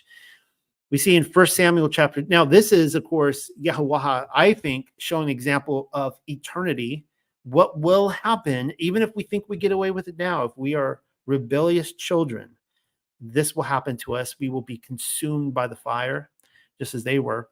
We see in 1 Samuel 2 that, and Yahuwah visited Hannah so that she conceived and bare 3 sons and 2 daughters. And of course, her first child was Samuel, and he's brought to the temple to live. And he's brought under the charge of Eli, who was very old. And he heard and heard all that his sons did unto Yasharel, and how they lay with the women that assembled at the door of the tabernacle of the congregation. So they're having sex with these women in the tabernacle, wicked thing to do. And it said, notwithstanding, they hearkened not unto the voice of their father, because Yahweh would slay them. I think, obviously they got it in the afterlife. They were done away with, just as they should have been in that life. Apparently, I don't think they were stoned to death. I don't think. I could be missing a passage where they were. These women at the door of the tabernacle, interestingly enough, Yaakov does mention them in his book, the Epistle of James, when he talks about the mirror, that a man goes to the mirror and he walks away and forgets his own image. And in the Hebrew text, it mentions specifically the water, like the water basins. And so these would be the women that would be at the door of the tabernacle with these water basins where you would ritually purify yourself. And so these sons, it's not that they're actually going to these women who are there to purify them and actually laying with them, which is even almost worse. I mean, it's just a horrible thing that they were doing. We then see, again, I read this to you last week, where now Samuel's grown up and his own sons are being rebellious. And it says the name of his firstborn son was Joel, and the name of his second Abijah. They were judges in Beersheba, yet his sons did not walk in his ways, but turned aside after gain, which it just says in this passage we're not to do as well. And they took bribes and perverted justice. It's just total contempt towards the Torah, towards Yah. And as a result, Israel, they didn't say, well, they're corrupt judges, let's do away with them. Let's follow through with the Torah and do away with them and get new judges that will not pervert justice. They're like, yeah, we don't even want Yah anymore. We don't want his Torah. We want kings for ourselves. We went through that last week. But in these instances, these were rebellious sons who should have been dealt with, and they weren't. The Torah was not being upheld. Now, let me give you another example This comes from, what is this? Okay, well, I don't need to go over this. Let me just skip ahead. Oh, we see this with Cain. Interestingly enough, Yah, I think to show Cain mercy, he had Cain leave to the east to the land of Nod, which they say is the east of Eden. And of course, Eden is as far east as you can go, I think, according to a lot of ancient texts, unless if we're going with the Mesopotamian region, which might be it. But he goes further east than the east, and that's to the land of Nod. And I think, if he was to spare him in his obstinance, he had to wander there, because if he were to stay there, he would have to be executed. So we get this here with the parable of the lost son. And you guys all know the story. I'm not going to read it to you. But what happened is that the son takes the inheritance of the father before he's dead, huge slap in the face. He goes off to a distant country. And that's the key here. All right. He goes off to a distant country. He is not living in the land. He is living in a pigsty. The fact that he's in a pigsty tells us he's not in Israel. And so again, this law does not apply. You don't go off to, oh, my son ran off to I don't know, just pick a country, Thailand or something, right? And he's living in sin over there. So let's go over there and execute him. No, that is not it. Now, if he is in the land and he is being obstinate, then you can follow through with that passage in Deuteronomy. However, it says here, if you go all the way to the end, he says he's going to go back to his father, and he says, I have sinned against heaven and against you. I am no longer worthy to be called your son. Make me like one of your hired servants. So now we have a scenario where the son is returning to the father. And of course, this is the story of Israel returning to the father. Of course, the older son is Judah. And the father runs out and embraces him, that kind of thing. Happy ending for Israel.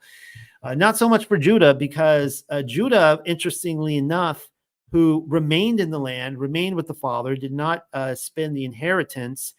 At the end of the story, it ends in the parable, it ends in tension, because the father invites the older son into the feast, and the older son is protesting and says, I'm not going in there.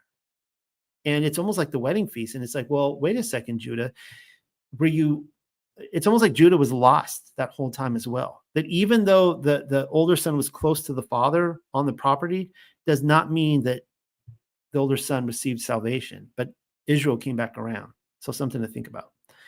All right. Hanging from a tree. Let's talk about this real quick. You can see pictures here of my own home city of Charleston. For those of you who have come to Charleston, and I've taken you on a tour of mud-flood Charleston, you will recognize this park here. This is down at the Boundary, and this is actually where the Civil War began, where the Confederacy was firing upon Fort Sumter. Actually, they were firing around the harbor as well, but the Confederates came here or the Charlestonians came here to watch the beginning of the Civil War. And you see this interesting octagonal shaped bandstand here, when I've had a lot of commentary on this. But this is where, according to the stories, they hung pirates.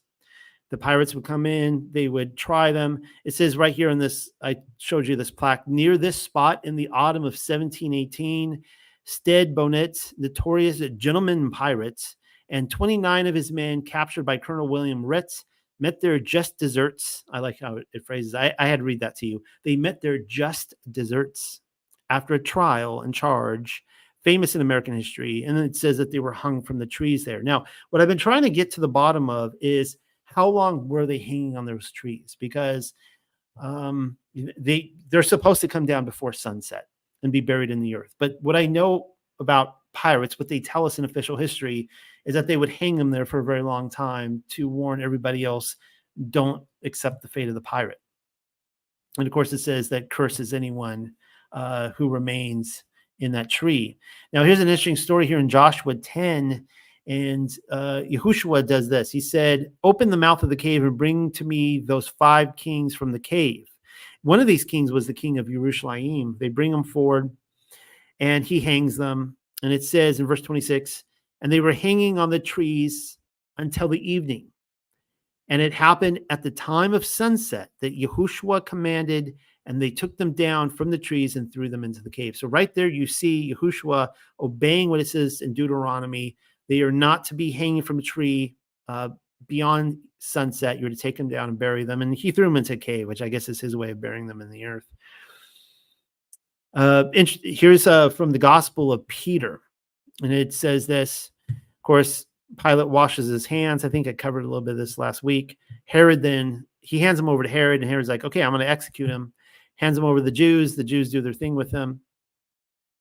And it says, Joseph, the friend of Pilate and of Adonai, had been standing there, and knowing they were about to crucify him, he came before Pilate and requested the body of Adonai for burial.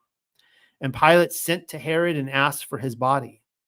And this is where it gets interesting. It says, and Herod said, Brother Pilate, even if no one has asked for him, we purpose to bury him, especially as the Sabbath draws near, for it is written in the Torah that the sun should not set upon one that has been put to death. Now, those are two different things. The Sabbath versus this command. He's quoting from Deuteronomy. Herod, he's saying, we would actually we would take him off the tree, off the cross before sunset. Don't you worry your pretty little face off. Actually, that's not what they were going to do. I think the Gospel of Peter makes it pretty clear that they had worse things, even after they just demolished his body. I mean, even before he was crucified, he was a dead man. The Romans don't crucify someone before they crucify him, right? They crucified him multiple times. And when he was dead there on the tree, the cross, whatever you want to call it, I think that they were planning to leave him there. I think they were planning to do worse things to him. And so they were really pissed that Pilate handed his body over to Joseph. And again, this is more evidence that Pilate and the Romans did not crucify him, because had they done so, it would go against the law, even beyond Pilate's control. They could not hand his body over to any family, to Joseph of Arimathea, anybody else. His body would have been the property of the state, and they would have done whatever they did to him. But so there's that. All right, cross-dressing. We have so much to cover tonight. I'm running out of time. Just go over this really quickly. Here are men in kilts. And I want to point out that I think our whole idea is kind of flipped, because up until very recent times in this modern short season, men wore dresses, if you want to call them that. Like, men wore kilts, and that was a very manly, masculine thing to do. Men in biblical time, they girdled their loins, right? And they wear these long togas, things like that. And pants, modern pants, really, I think if we're going with official history, it dates back to the Chinese. The Chinese invented pants for riding. I'm not coming down on pants. I mean, I wear pants, right? But they were invented for riding horses.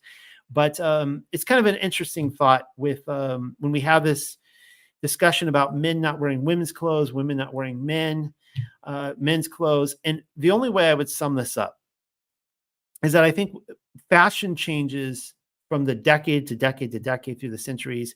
And I think we all know the way men dress, the way women dress. And I think within every culture, there are some naughty no-nos. If we were taking the Torah and internalizing it, right, as a transformative document, we know when we're dressing like a man or a woman. But I just want to throw this out there. This is pretty badass. That I don't know. I guess I want to wear a kilt. Maybe I'm just a little jealous. Maybe next week for my next Torah portion, you'll see me in a kilt. Who really knows? Maybe I should just take up kilt wearing. That's pretty awesome. And these were, of course, they identified as Ephraim, the Scots, the Highlanders. They all identified as Ephraim. All right, I'm going to escape. I already talked about rape versus adultery, covered that. You can see I had some Mary Magdalene stuff there. I don't have time for that. Uncleanliness and battle. I've covered this in the War Scroll. It talks about, it covers Deuteronomy chapter 23 here, that if you're going off to battle, that if you're unclean, you're sexually impure, whatever it is, you are not to go to battle, because your guardian angel is going with you. Yah is going before you. Just something we don't think about, man. And the War Scroll is an end times event, right? Which I believe happened in the 500s, but it's an end times event telling us that the Torah was not done away with. The cleanliness law still exists, and they're a sign of righteousness. Something here about eating from the fields and vineyard. I think I covered this. I'm out of time, guys. I want to end on this note tonight. One woman, multiple husbands, the woman at the well, and pre-existence, because I had to bring this into it. And so we've had this discussion a lot in this group, this idea of a woman, the older brother dies, she has no heir. And so she wants to use the other brothers to bring about the heir through her husband, her deceased husband. And this is really interesting because I really think this plays into preexistence. I have this notion that, each one of us, we were created at the very beginning, and the first day, all at the very beginning, we're in the sea of souls. And when you look at, read passages about the sea of souls, it just, and again, I don't want to sound crude, but I kind of see it as kind of like like semen, I guess, like kind of the same kind of thing that the seeds are planted in. It's just the sea where all the souls are, and each of us are to come to this earth at our appointed hour. And we were all assigned for the hour we're here. And so I've put forward a lot of ideas that those of us here, we have a kind of an entourage. Like I have my wife here on this earth. I have my children. I have my parents. I have my friends around me. And is there a connection between on earth as it is in heaven? Meaning that, let's take it to Messiah, for example. He had his 12 disciples.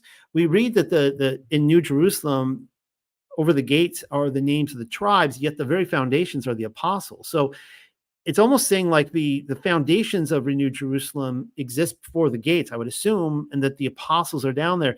And I just wonder if Messiah's entourage on the earth was something that existed in heaven. And I've even commented on this with Mary Magdalene, who, of course, I believe is his betrothed. I found some fascinating art today in the museum, medieval art, that just still showed that to be the case. But is she the daughter of Zion? That is talked about earlier. Was it Isaiah? What does it talk about the daughter of Zion? I can go back and look at it. But is she the daughter of Zion? Did she pre-exist in heaven, and that, she had this role to fulfill on the earth? So covering this here, the woman at the well, you guys know the story. She had a bunch of husbands, and Messiah points out, but the man you're currently with isn't your husband, so on and so forth. It appears as though that this incident, that these multiple husbands she was with, may have been a series of brothers. After this incident, in the book of the Nazarene, really, I sell this book as the book of the Illuminators. And it says this, that the one who had remained with Yahusha said, "Master, I am puzzled. This woman," this is the woman at the well, "had many husbands. Tell us which one will be her husband in heaven." And Yahusha said, "In heaven there is neither marriage nor giving in marriage." Now, you guys are all familiar with this quote, but here he clarifies it in a way that makes so much sense. And continuing, he says, "For there the promises of marriage are fulfilled." Okay, so what does that mean? Well, let's keep reading. He says, "To one she must incline more than towards the others. And if he inclines likewise, there is union of Ruach. But unions of the Ruach may be either weak or strong." And another disciple, or Talmudim, said, "What if he who is not her husband?" And Yahusha answered him, "Marriage is not of the flesh, nor made by the words of men. It is of the Ruach. And they who are joined in Ruach and flesh in the sight of Yahweh, let no man seek to lightly put apart." Now, all through this book, he criticizes many who are legally married, but he says they're just fornicators. Like, they're legally married, but their spirits are not united. They're just fornicators. And it's very hard to have this union of Ruach, of spirits. But he's giving this example here that in this life, there is these spirits that are attracted to each other. And I'm under the impression they may have not even been married in this life. I could be wrong about that. I'm willing to be wrong. He seems to be saying that, like, the purpose of marriage is fulfilled. The promises of marriage is fulfilled in this life. And that he says, to one, she must incline more than towards the others. So there's these 5 brothers who she was with, or these 5 men. And in heaven, she's going to kind of steer towards one of them. And I've said this time and again, I think that this is why Deuteronomy comes into play, because woman of the deceased husband, who is the older son, she's not necessarily in love with any of the other brothers. Like, don't flatter yourself. She's doing this because of her love for the deceased husband. She is going to sleep with you to get a child for her husband. Again, I think a pre-existent soul that would really be tied with her husband.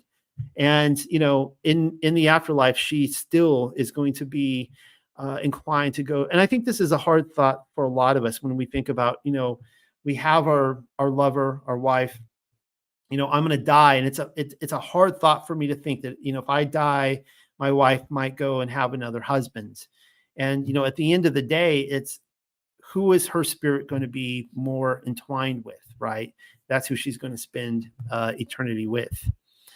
All right. So I think that's pretty good. All right.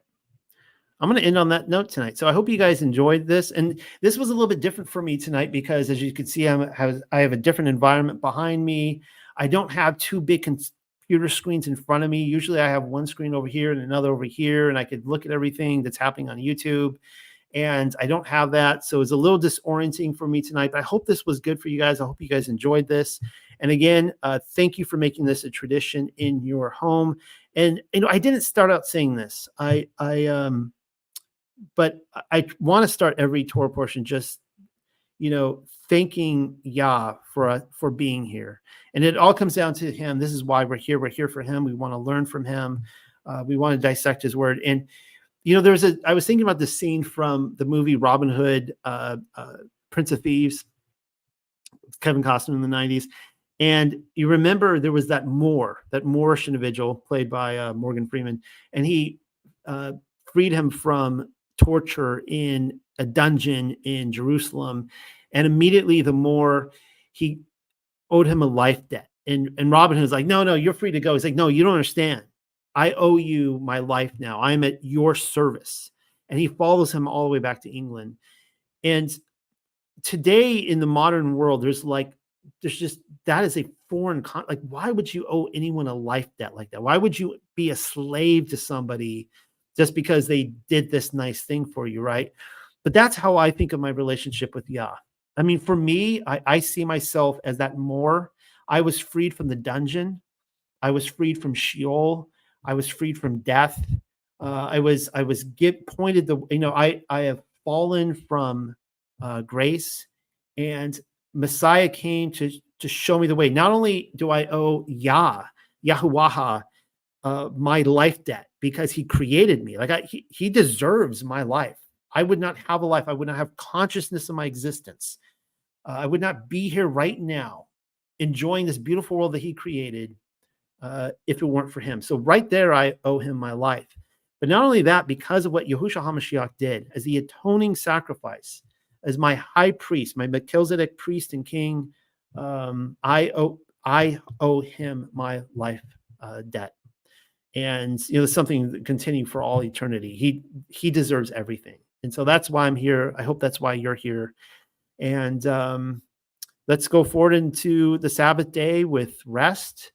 And I got a lot more coming next week, a lot to look forward to.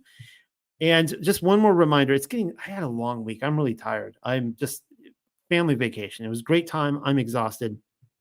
If y'all put something in your heart, please can pray about it. Consider giving to this ministry. Be a part of Yah's blessing. Rebecca's depending on it. I'm dependent upon it. My family's dependent upon it. And of course, Pamela as well. She translates these books. Really, really, really needs it as well. And it's a great blessing to her. So love everybody. Thank you for being a part of this. We'll do this again next week. Good night, everybody.